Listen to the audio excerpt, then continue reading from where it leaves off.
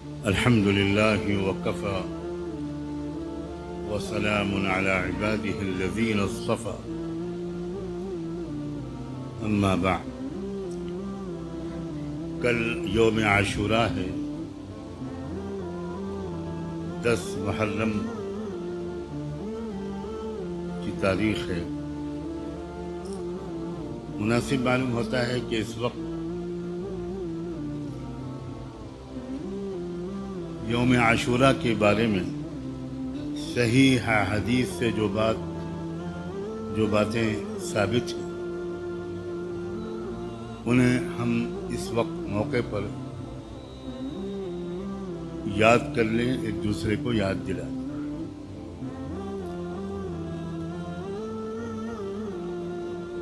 صحیح بخاری اور صحیح مسلم،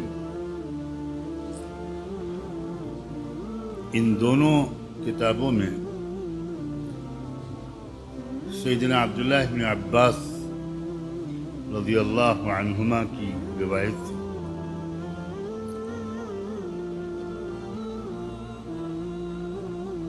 یہ واقعہ نقل کیا گیا ہے کہ جب رحمت دو عالم صلی اللہ علیہ وآلہ وسلم مکہ مکرمہ سے مدینہ منورہ تشریف لائے اور پھر 10 محرم کا دن آیا تو آپ نے دیکھا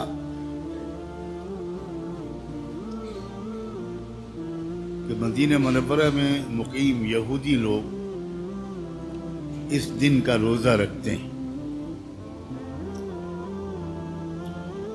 تو آپ نے ان سے پوچھا کہ تم لوگ اس دن کا روزہ کیوں رکھتے؟ تو انہوں نے کہا کہ یہی دن تھا جب اللہ نے ہمارے نبی موسیٰ علیہ السلام کو اور ہماری قوم کو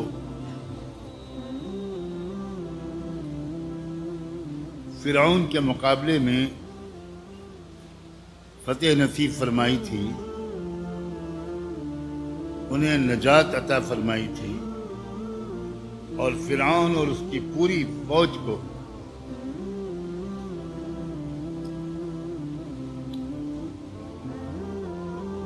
غرق کر دیا تھا، ڈبو دیا تھا، ہلاک کر دیا تھا۔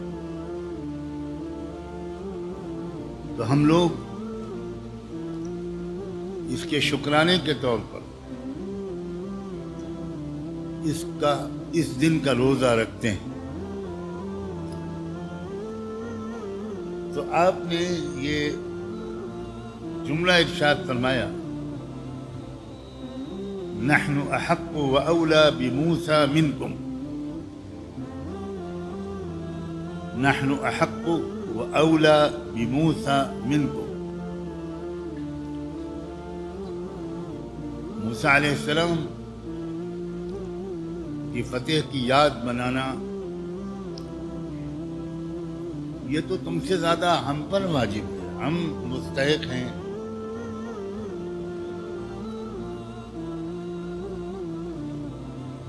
تم سے زیادہ ہمارا تعلق موسیٰ علیہ السلام سے مضبوط اور رشتہ صحیح ہے، اس لیے ہم بھی روزہ رکھیں۔ آپ نے عاشوراء کا روزہ رکھا۔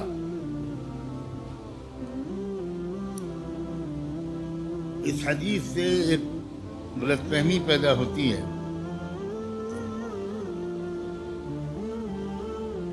کہ شاید عاشوراء کے روزے کی شروعات ہجرت کے بعد مدینہ منورہ سے ہی ہوئی۔ یہ بات صحیح نہیں۔ صحیح بخاری اور صحیح مسلم ہی میں ام المؤمنین سیدہ عائشہ صدیقہ رضی اللہ عنہا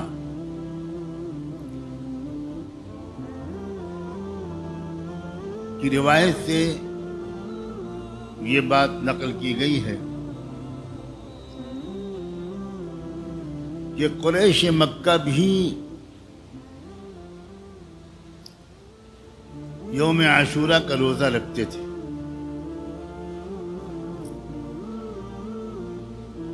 اور غالباً اس کی وجہ یہ تھی کہ حضرت ابراہیم علیہ السلام اور حضرت اسماعیل علیہ السلام کی کچھ روایات ان تک پہنچی ہوں گی یا پہنچی تھی، جن کی وجہ سے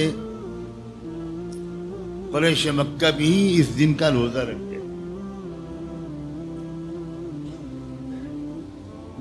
چونکہ اللہ کے رسول صلی اللہ علیہ وسلم کا معمول تھا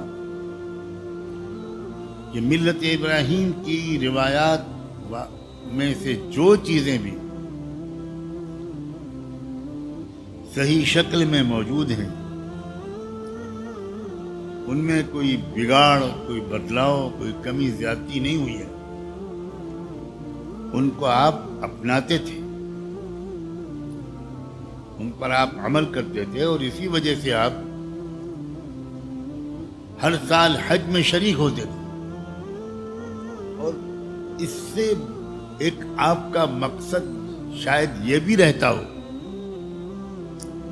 کہ مکے کے مشرکین سے لے کر مدینے کے یہودیوں تک آپ موقع بموقع یہ پیغام دینا چاہتے تھے کہ ہم تمہارا رشتہ تمہارے نبیوں سے توڑنے کے لیے نہیں آئے،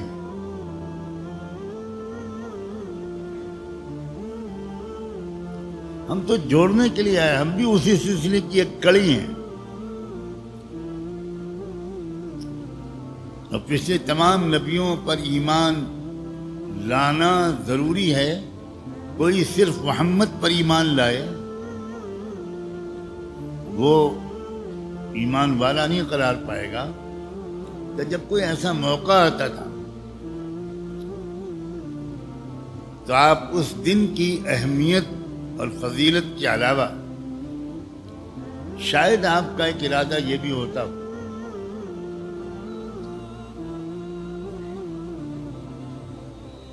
کہ ہمارے اس رویے سے، اس مثبت طرز عمل سے شاید ان قوموں کے سمجھدار لوگ سوچیں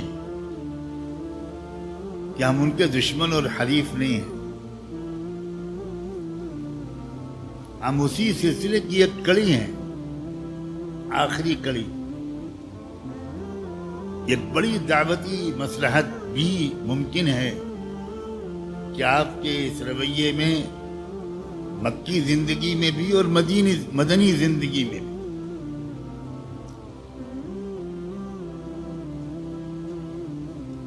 آپ کے اس رویے میں اس دعوتی نیت کو بھی دخل ہو۔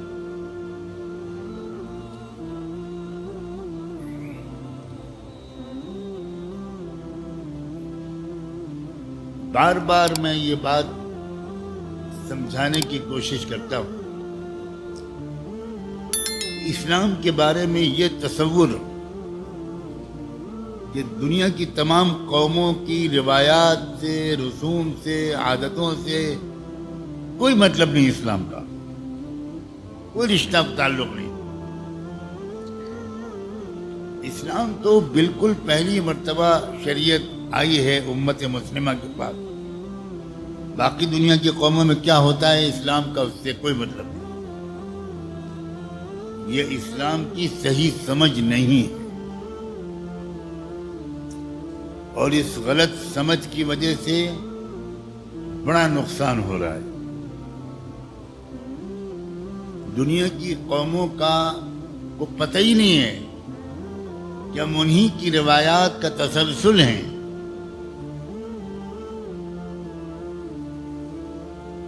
ان کو دیے گئے دین و شریعت کا مسک الختام ہیں، فائنل ایڈیشن ہیں، جو زمانے کی وجہ سے گرد و غبار ان کے نبیوں کی تعلیمات پر پڑ گئی تھیں، محمد رسول اللہ نے اس گرد و غبار کو دھو کر ایک صاف و شفاف شکل میں انہی کے نبیوں کی تعلیمات ان کو واپس کی۔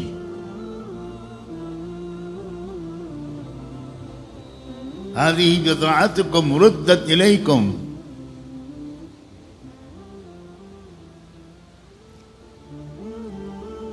اور چونکہ ہم اسلام کے اس پہلو کو ٹھیک سے نہیں سمجھتے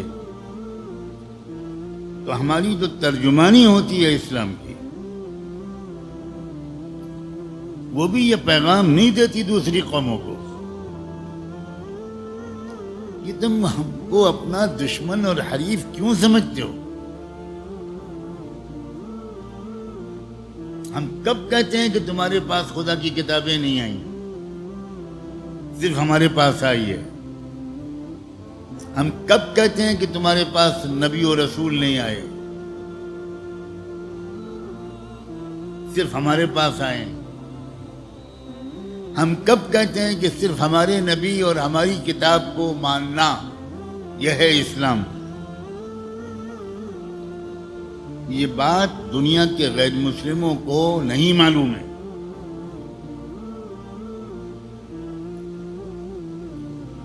ایسا نہیں ہے کہ یہ معلوم ہوتے ہی وہ سب اسلام لے آئیں گے، ایسا نہیں ہے۔ لیکن یہ بات جب معلوم ہوگی اور پھیلے گی تو ان کے انصاف پسند لوگ سوچنے لگیں گے کہ بھئی یہ تو عجیب بات ہے، ان کو ہم اپنا دشمن کیوں سمجھتے ہیں؟ ہمارے نبی کو یہ اپنا نبی مانتے ہیں اور آخری نبی کو ہم اپنا دشمن مانتے ہیں، یہ کہاں کا انصاف؟ یہ صرف قرآن پر ایمان نہیں رکھتے، تورات پر بھی ایمان رکھتے اور لازمی سمجھتے ہیں کہ تورات پر ایمان۔ یہ صرف قرآن پر ایمان نہیں رکھتے، انجیل پر بھی ایمان رکھتے۔ اکثر علماء بھی جتنی صفائی اور صراحت کے ساتھ اس بات کو سمجھنا اور کہنا چاہیے شاید نہیں سمجھتے اور کہتے، اور اگر سمجھتے ہیں تو صاف انداز سے کہتے نہیں۔ قرآن نے تو بار بار اس کو صاف انداز سے کہنا ضروری سمجھا، مصدقا لما بین یدیہ، بار بار قرآن کا تعارف یہ کہتے ہوئے کرایا کہ پچھلی کتابوں کی یہ قرآن تصدیق کرتا ہے، ان کو کنفرم کرتا ہے۔ اسلام کا کلمہ ہے آمنت باللہ وملائکتہ وکتبہ، نہ کہ وکتابہ ورسلہ، نہ کہ ورسولہ۔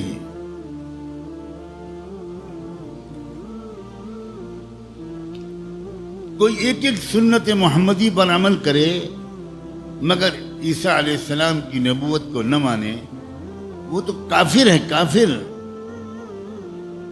1000 سنتوں پر عمل کرے،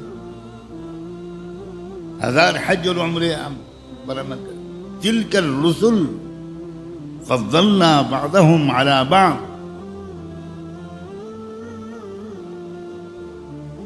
تو محرم کا جو روزہ ہے، 10 محرم کا یوم عاشور، یہ مکے میں بھی رکھا اللہ کے رسول نے،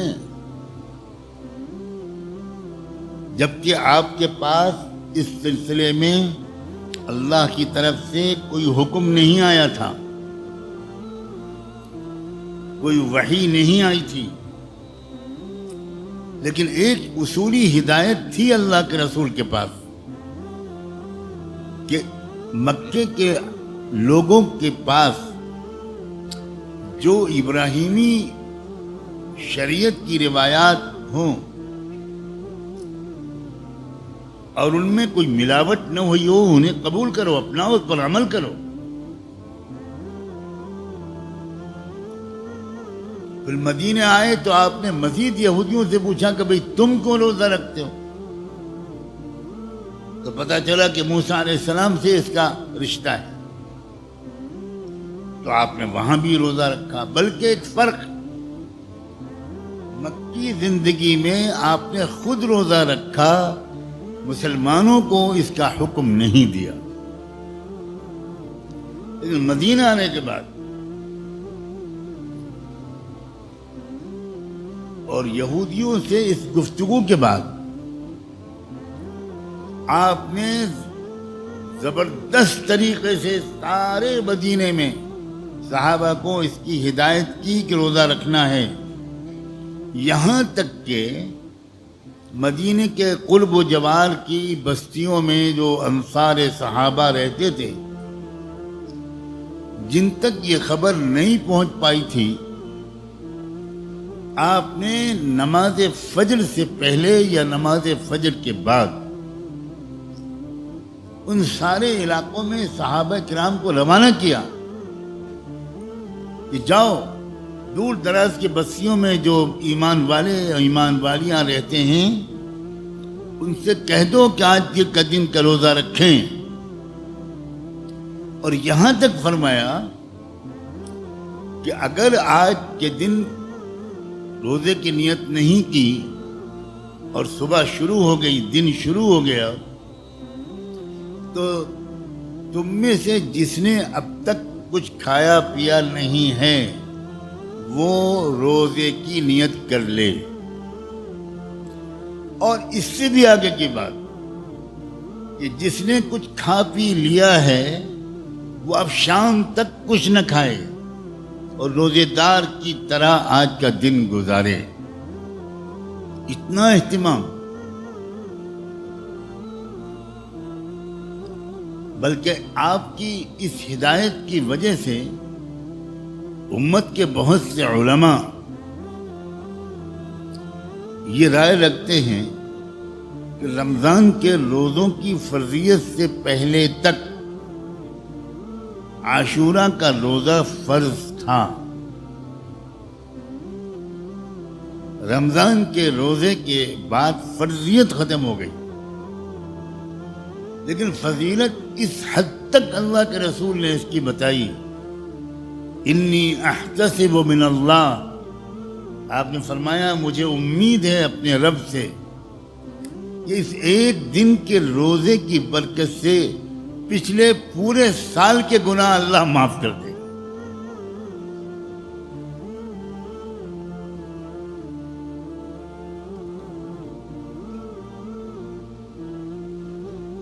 ہم دنیا کے بازاروں میں دیکھتے ہیں کہ کسی خاص موقع پر بازاروں میں سیل لگتی ہے،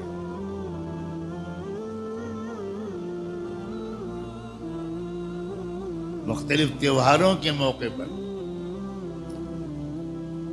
جوتوں کی دکانوں پر، کپڑوں کی دکانوں پر بڑے بڑے بینر لگے ہوتے ہیں 50% آف، کہ آج جو خریدو گے اس کی آدھی قیمت پر تم کو دیا جائے گا۔ تو یوم عاشوراء کے روزے میں اللہ نے جنت کی سیل لگا دی، مغفرت کی سیل لگا دی، پورے سال کے گناہ معاف ایک دن کے روزے سے۔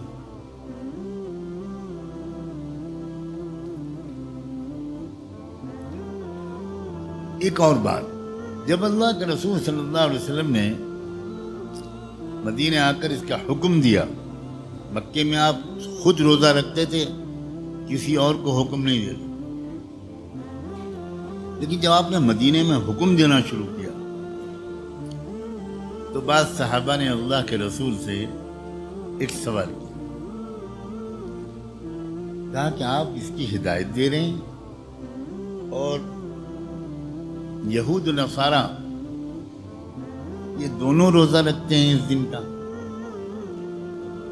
تو اگر ہم بھی روزہ رکھیں گے اسی دن تو مشابہت ہو جائے گی ان سے۔ یعنی یہ اتنی پختہ سمجھ تھی صحابہ کی کہ کسی بھی طرح ان قوموں کی نقل ہمیں نہیں کرنی ہے،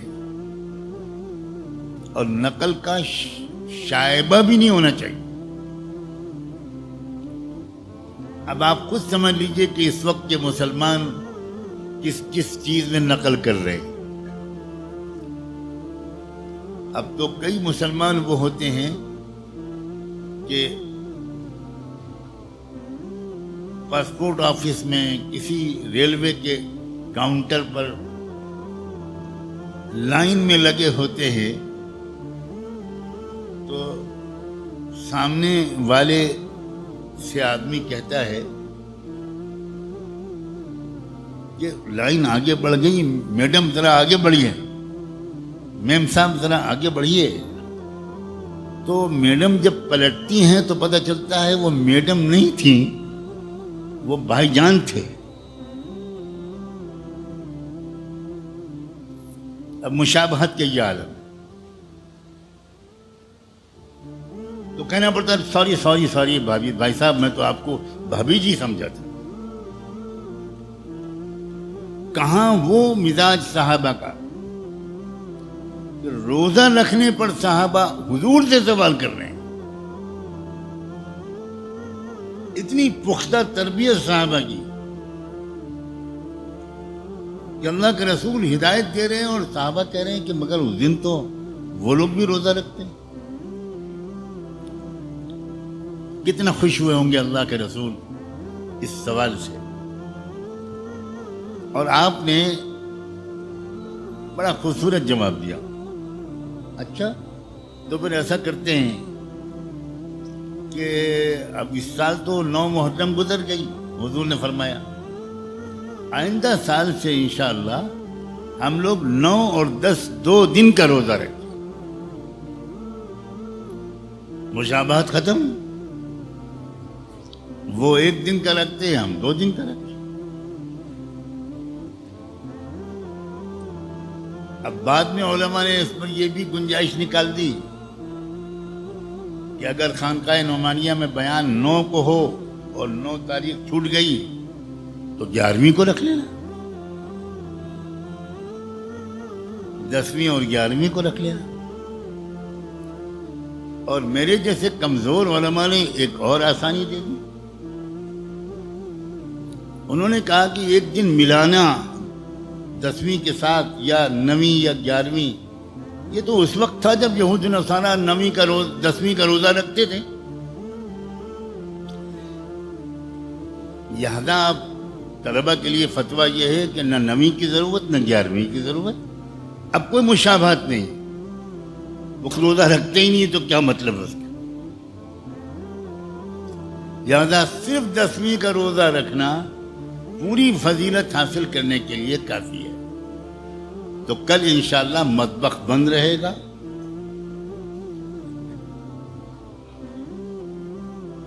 کیا اسلام ہے؟ یعنی بہانے سے اللہ مغفرت کرنا چاہے. کیا شفقت ہے اللہ، کیا رعایت ہے، کیا نرمی ہے، کیا محبت ہے. کبھی کچھ دن لگا دیا، کبھی 15 شعبان کا روزے کی فضیلت، کبھی 10 محرم کے روزے کی فضیلت، کبھی شب قدر کی فضیلت، کبھی جمعے کے دن کی فضیلت، پیر اور جمعرات کے روزوں کی فضیلت. یہ سب اللہ تعالیٰ کی رحمت کے عجیب غریب نتیجے ہیں اور اثرات ہیں. غلطیاں تو ہوتی رہتی ہیں، تو وقتاً فوقتاً اللہ نے ایسے دن دے دیے اور اس دن کے کچھ اعمال دے دیے کہ اگر 1 دن بھی عمل کر لو گے تو پورے سال کے گناہ معاف ہو جائیں گے. اللہ تعالی ہم سب کو اپنی اس شفقت کی قدر عطا فرمائے.